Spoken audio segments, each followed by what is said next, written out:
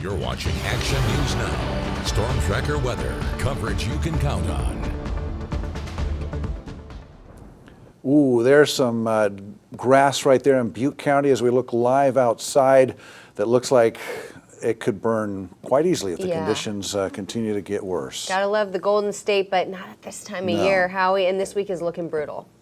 No, I mean, we're basically here now. We've had nothing but dry conditions. Now we're going to see the hottest days so far of the season, and it's going to last the longest. And then to add some pain to it, we're going to see the winds pick up. So now excessive heat as well as fire weather danger. All right, here's our Shasta Ski Park camera. That's in Shasta County, looking off towards the southwest. Another beautiful shot here in Northern California. Now overnight, not much relief at all in terms of humidity, relative humidity recovery, or even overall temperature, where we're not going to really drop out of the low 80s. And if we do, it's for a very short period of time. Elevated fire danger, and then the dangerous heat has already arrived. Here's what we have overnight, as I just mentioned. Really not going to fall too much out of the lower 80s. Now, the higher elevations, that is some great relief. You get that cooler air into your place, and you're going to need it. Because even in the higher elevations for tomorrow, some spots in the mid to upper 90s are even flirting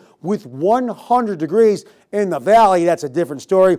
We're headed into the 110s, and we'll continue to see this heat increase throughout the week. Why is that? Because the strongest high pressure so far of the season is headed our way from the Pacific Ocean. What does that mean? Okay, it's really not going to get pushed around by anything in the way of outside storms. Now, storms to the north that kind of interact a little bit with the high, that will spike our winds. That's not a good thing either. This dry, sinking air moves out of the north end. That lowers humidity levels. High pressure should pretty much be right overhead by maybe Friday into Saturday. Now, what does that mean? We can start to see the delta breeze, that cooler air, that cooler sea breeze out of the ocean move our way, the delta breeze, but the high pressure with the intensity that it's going to be pushing down with on the atmosphere, not sure at all that's going to bring any relief to the area as high pressure again moves right over the area by the weekend. We're going to see our hottest weather, our longest lasting heat wave, which is the heat wave number 4, by the way,